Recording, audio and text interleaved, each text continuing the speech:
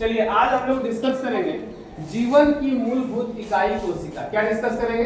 जीवन की मूलभूत इकाई कोशिका। अर्थात कोशिका क्या है? तो जीवन की मूलभूत कार्यात्मक एवं संरचनात्मक इकाई को कोशिका कहते हैं। जीवन की मूलभूत कार्यात्मक इकाई को क्या कहते हैं? कोशिका।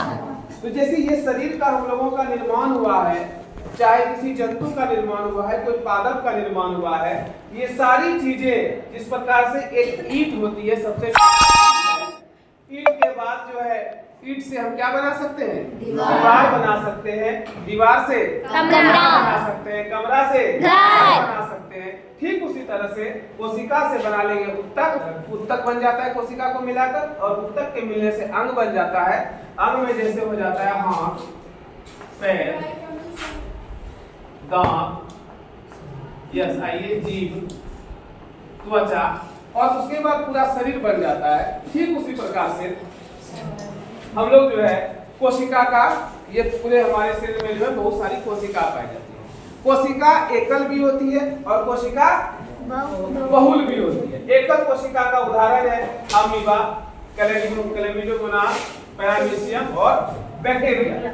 जबकि बहुकोशिक जीव है जैसे पादप, यानी सभी प्रकार के पेड़ पौधे जितने भी जीवित हैं, सभी प्रकार के पेड़ पौधे। उसके बाद सारे जीव जंतु, फंगस वगैरह, जो कि कोई भी सामान सड़ बढ़ जाने के बाद उस पर एक छतरी जैसा खाने वाला चीज मिल जाता है, उसको हम लोग कहते हैं फंगस, फंजाई। ठीक है, ये सब बहुकोशिकीय जीव है।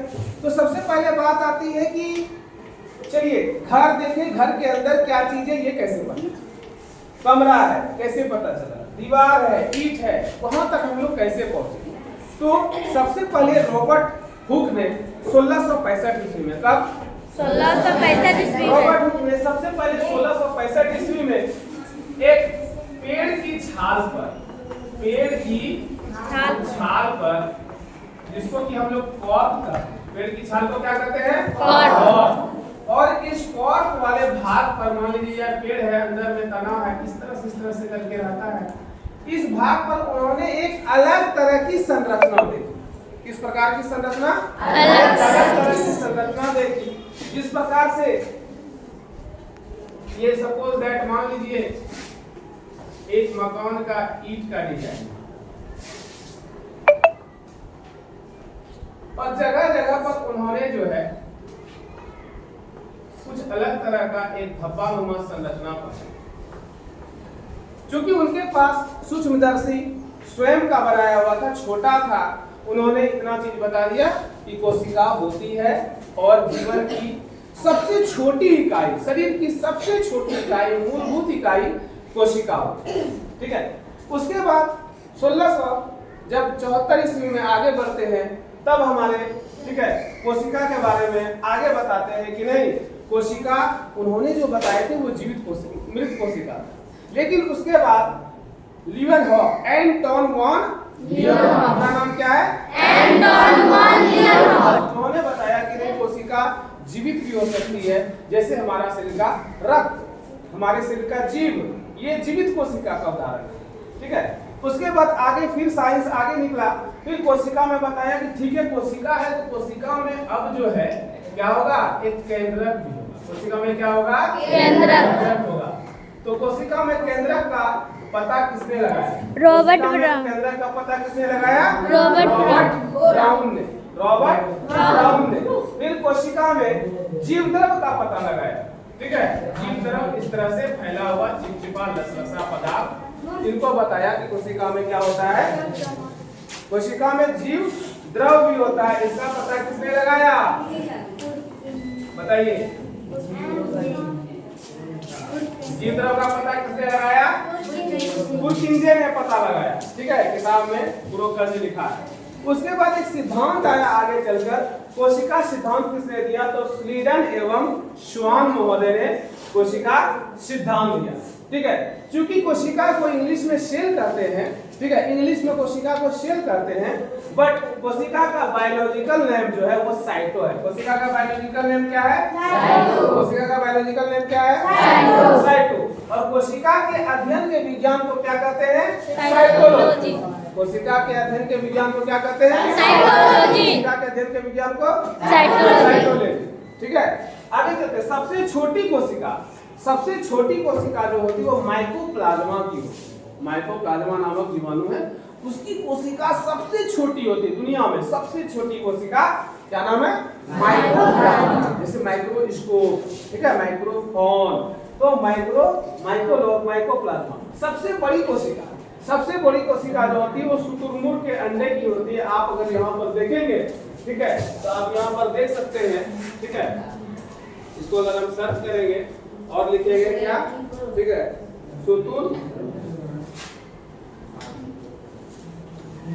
शुतुरमुर्ग का अंडा, इमेज हम लोग देखेंगे शुतुरमुर्ग का अंडा।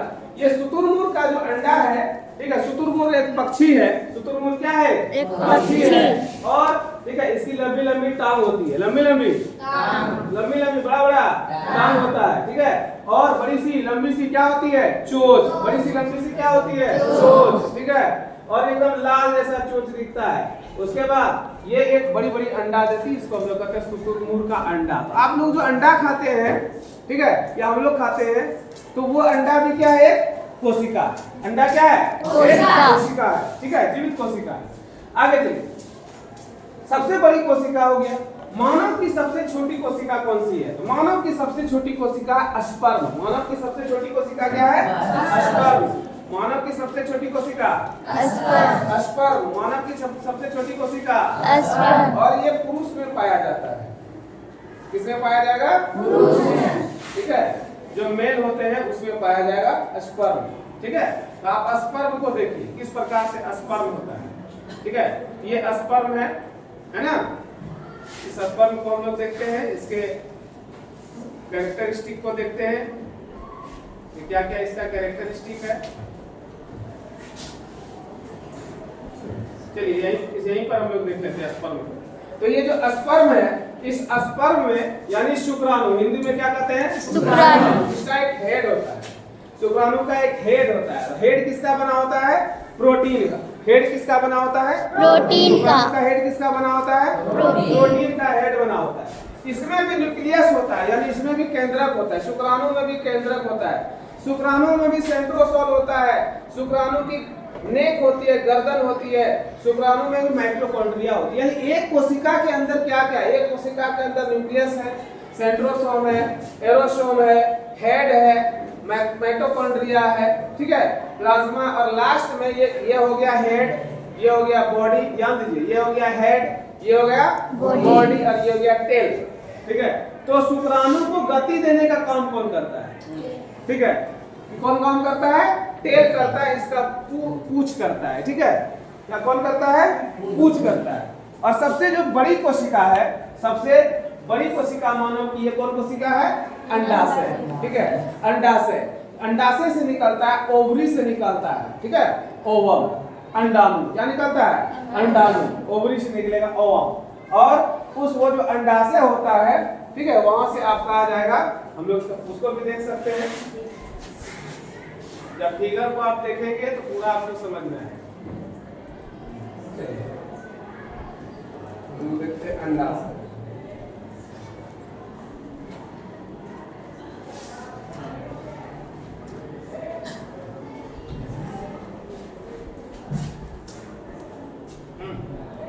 चलिए, ये हो गया अंडाशय।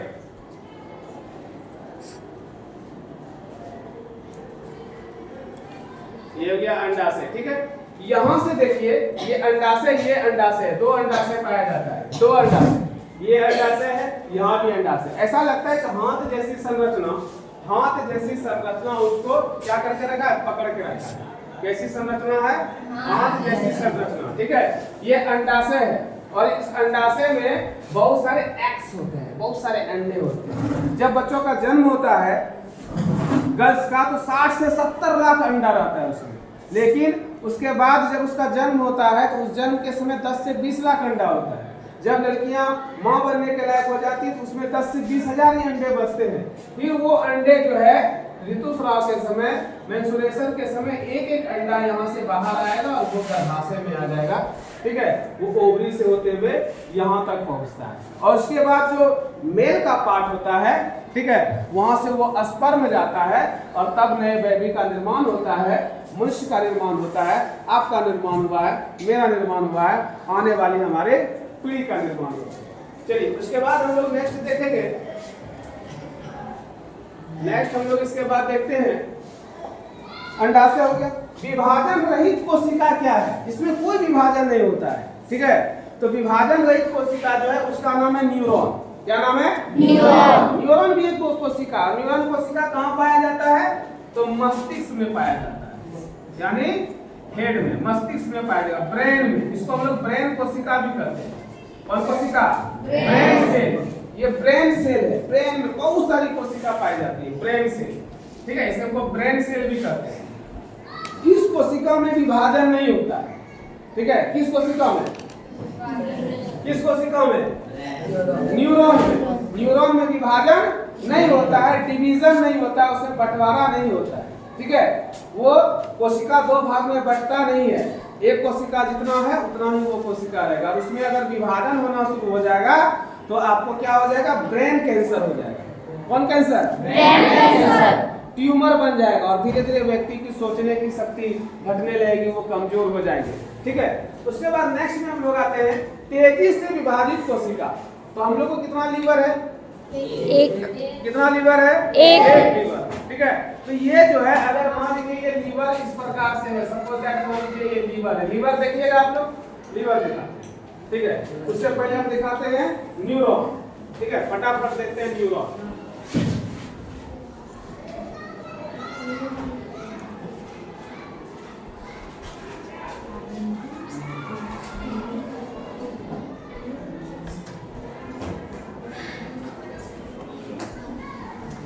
न्यूरॉन से हम देखते हैं, ये है, ठीक है।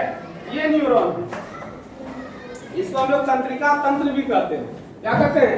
तंत्रिका तंत्र कहते हैं, न्यूरॉन कहते हैं, ठीक है। इस प्रकार से कोशिका होती है। इसमें भी बहुत सारा पार्ट होगा, ठीक है। इसमें भी देखिए, इस कोशिका में भी क्या है? न्यूक्लियस है ना। न्यूक्लियस जो होगा हर कोशिका में होगा। Nucleus is the brain of cell. क्या बोलेंगे? Nucleus is the brain of cell. Nucleus जो होता है, जो नाभिक होता है, जो केंद्रक होता है, वो कोशिका का मस्तिष्क होता है, ठीक है। यहाँ से इसको ये संचालित करती है। चलिए उसके बाद हम लोग क्या देखेंगे? कौन कोशिका बताइए? लीवर। लीवर, ठीक है। और शरीर की सबसे बड़ी जो ग्रंथि होती है मानव शरीर की, सब वो लीवर होता है, ठीक है। तो लीवर से देखते हैं।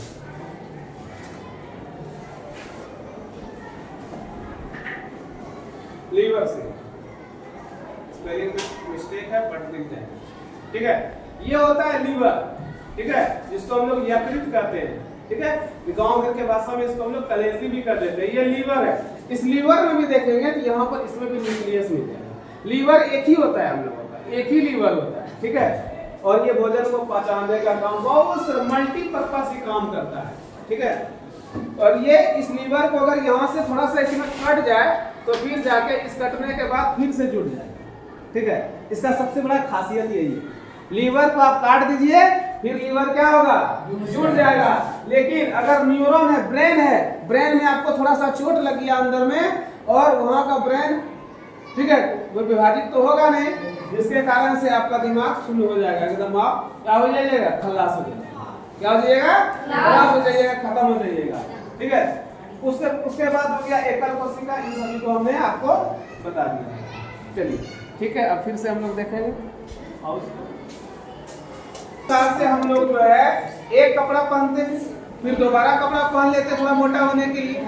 तो अगर दो कपड़ा हम पहन लिए, इस प्रकार से समझिए, एक और झिल्ली है, झिल्ली है, उसको हम लोग कहते हैं कोशिका झिल्ली। जैसे कि समझो कि तुम लोग गया बाजार में बोला कि 2 किलो आलू दीजिए, एगो झिल्ली में भर दिया, मतलब एगो पॉलिथीन में भर दिया, ठीक है। उसके बाद 1 किलो सब्जी दीजिए, वो जब बहुत लगता है कि फाड़ जाएगा तो क्या करता है? पॉलिथीन को क्या कर देता है? डबल कर देता है। झिल्ली क्या हो जाता है? डबल हो जाता है। इसी को हम लोग कहते हैं कोशिका झिल्ली। क्या कहते हैं? कोशिका झिल्ली। कोशिका झिल्ली।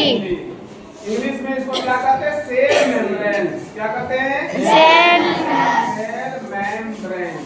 लिखते भी जाइएगा, सेल मेम्ब्रेन कहते हैं, कोशिका झिल्ली कहते हैं। कोई दिक्कत? ठीक है, आगे देखिए, ये जो कोशिका झिल्ली है, ठीक है, ये पादप और जंतु दोनों कोशिका में पाई जाती है। पादप और जंतु दोनों कोशिका में क्या पाई जाती है? ठीक है, कोशिका झिल्ली। ठीक है, हम लोग कोशिका झिल्ली के बारे में सबसे पहले पढ़ेंगे। यहाँ पढ़ेंगे कोशिका झिल्ली कि कोशिका के बारे में। कोशिका का वैज्ञानिक नाम जो है साइटो है। कोशिका के सिद्धांत को हम लोग कहते हैं साइटोलॉजी। कोशिका शब्द का प्रयोग सबसे पहले रॉबर्ट हुक ने 1665 ईस्वी में किया था। उसके बाद रॉबर्ट ब्राउन ने बताया कोशिका क्रम के बारे में, बुर्गेनिया ने जो बताया। ठीक है, बहुत अलग अलग चीजों को आया। कोशिका सिद्धांत स्वीडन और स्वान महोदय ने किया। धीरे धीरे हम लोग देखे कि जंतु कोशिका पादप कोशिका दोनों में कुछ अंतर है। ठीक है, तो हम लोग एक पिक्चर बनाए हैं, उसमें हम लोग कोशिका भी देखे, प्रोटीन वगैरह भी देखे। ठीक है, प्रोटीन से भी देखे कि हम लोग शुक्राणु का देखे कि उसका हेड प्रोटीन का बना होता है। बहुत सारी बातें। तो सबसे पहले हम लोग स्टार्ट करते हैं कि सबसे पहले जो है एक कॉर्क रहता है सबसे बाहर में। क्या रहता है? कॉर्क रहता है। कॉर्क कहाँ रहता है? सबसे बाहर में पेड़ की छाल पर कॉर्क रहता है। यहाँ पर से पता किया, लेकिन हम जो फिगर बनाए इसमें हम दोनों चीज को समझेंगे। तो उसके बाद हम देखते हैं कोशिका झिल्ली। कोशिका झिल्ली वो होती है कि ऐसे बाजार में यदि कोई सामान आप खरीदने जाते हैं, ध्यान दीजिए, सामान बाजार में खरीदने जाते हैं तो आप क्या करते हैं? पॉलीथीन में लेते हैं 2 किलो आटा चावल ये सब, और वजन हो गया 6 किलो, तो कहता है कि फट जाएगा। आप क्या कहते हैं? फट जाएगा। दुकानदार कहते हैं ये फट जाएगा, आप डबल कीजिए। जैसे डबल किया तो समझिए क्या हो गया? वो मजबूत हो गया। तो एक प्रकार का कोशिका झिल्ली ये है। अगर उसको डबल किए तो समझिए कोशिका भित्ति हो गया। कोशिका भित्ति क्या काम करती है? ये जो है कोशिका भित्ति पेड़ पौधों को सुरक्षा प्रदान करती है, गर्मी वर्षा जाड़ा ठंड सबसे बचाती। ठीक है, उसके साथ जो है इसको आकार भी प्रदान करती है। पेड़ को लंबा कर देते हैं, लंबा है आकार उसको दे दिया सीधा आगे बढ़ने के लिए। कोशिका झिल्ली के अंदर सारा जितना भी कोशिका के अंग है जिसे कोशिकांग कहते हैं वो सारा उपस्थित है। अंदर में माइटोकॉन्ड्रिया है, अंदर में सेंट्रोसोम है, क्रोमोसोम है, गोल्जी काय है। ठीक है, और बहुत सारे जो अंग है ये सभी उपस्थित होते हैं। ठीक है, तीसरा आता है माइटोकॉन्ड्रिया। माइटोकॉन्ड्रिया जिसका हिंदी नाम है सूत्रकणिका। क्या नाम है? सूत्रकणिका। जिसकी खोज किसने की? अल्टमैन। माइटोकॉन्ड्रिया की खोज किसने की? अल्टमैन ने। अल्टमैन ने बताया कि माइटोकॉन्ड्रिया होता है। माइटोकॉन्ड्रिया कहाँ होता है? कोशिका के अंदर। माइटोकॉन्ड्रिया कहाँ होता है? कोशिका के अंदर होता है। और उसमें जो है उस माइटोकॉन्ड्रिया में वो क्रेब्स चक्र चलता है, जिसकी खोज क्रेब्स महोदय ने। जैसे ये बहुत तेजी से चलने लगता है तो हम लोग भोजन ग्रहण करते हैं, ठीक है, और उस भोजन के माध्यम से जो हम हीमोग्लोबिन श्वसन के द्वारा ब्लड में जाता है, ब्लड से सेल में जाता है, सेल से माइटोकॉन्ड्रिया में जाता है, और वो माइटोकॉन्ड्रिया से क्रेब्स चक्र चलता है जब है तो 38 एटीपी की दर से वो ग्लूकोज बनता है। अब वो ग्लूकोज जब बन जाता है तो फिर क्या करता है? ये यहाँ पर गोल्जी काय करता है, चलो ग्लूकोज इधर आओ, ठीक है, और वो सबको बांट देता है। जिसको जो चीज चाहिए, ग्लूकोज, विटामिन, प्रोटीन, गोल्जी काय सबको बांटने का काम करता है। ठीक है, इसलिए हम लोग कोशिका को क्या कहते हैं? कोशिका का ऊर्जा घर कहते हैं माइटोकॉन्ड्रिया। एक ऐसी पक्षी है, एक ऐसी चिड़िया है, उनका नाम है दुनिया का सबसे छोटा चिड़िया। क्या नाम है? हमिंगबर्ड। वो इतनी तेजी से पंख फड़फड़ाती है हवा में कि वो नीचे गिरती ही नहीं। यानी उसके माइटोकॉन्ड्रिया में क्या है? बहुत पावर है। माइटोकॉन्ड्रिया में बहुत पावर है। तो हम लोग क्या बोलेंगे? ठीक है, कि इसको बोलेंगे कोशिका का ऊर्जाघर, कोशिका का शक्तिघर। पावर हाउस ऑफ सेल, बोलिए, power house of cell is called mitochondria. अब नेक्स्ट हम लोग देखते हैं 4 नंबर में गोल्जी काय। तो गोल्जी काय जिसकी खोज किसने की थी? Camillo Golgi. गोल्जी काय की खोज किसने की थी? Camillo Golgi. जैसे कि ये क्या कैमिलो गोल्जी काय क्या करता है? यहाँ पर जो गोल्जी काय है ये देखता है कि कोशिका के अंदर, ठीक है, कौन सी कोशिका सबसे ज्यादा काम कर रही है। यदि मैं पढ़ा रहा हूँ तो सबसे ज्यादा जो काम कर रहा है ये टंग्स काम कर रहा है, जीभ काम कर रहा है, तो वो कहेगा ना कि ठीक है, जीभ को सबको कहेगा कि जल्दी जल्दी क्या करो, जाके इसको पहुंचाओ, जल्दी जल्दी जीभ को सारा एनर्जी दे दो, ताकत दे दो, नहीं तो जीव को ताकत नहीं लगती क्या करेगा, ऐसे ऐसे करके डाउन हो जाएगा। ठीक है, लेकिन जीव अगर बार बार बोल रहा है, ये बहुत ज्यादा आवाज दे रहा है, ये कुछ चला रहा है जुबान अपना, तो क्या सिर्फ जीव थक रहा है कि पूरा शरीर थक रहा है? क्यों? क्योंकि सारा ऊर्जा कहाँ ला रहा है, ये जीव के पास। इसलिए आप खूब बोलिएगा तो बोलने से थक जाएगा, खूब हाथ से लिखिएगा तो पूरा शरीर थक जाएगा। अगर पूरा जो है आप दौड़िएगा तो फिर पूरा शरीर थक जाएगा। यानी कोई शरीर का एक भाग नहीं थकता है।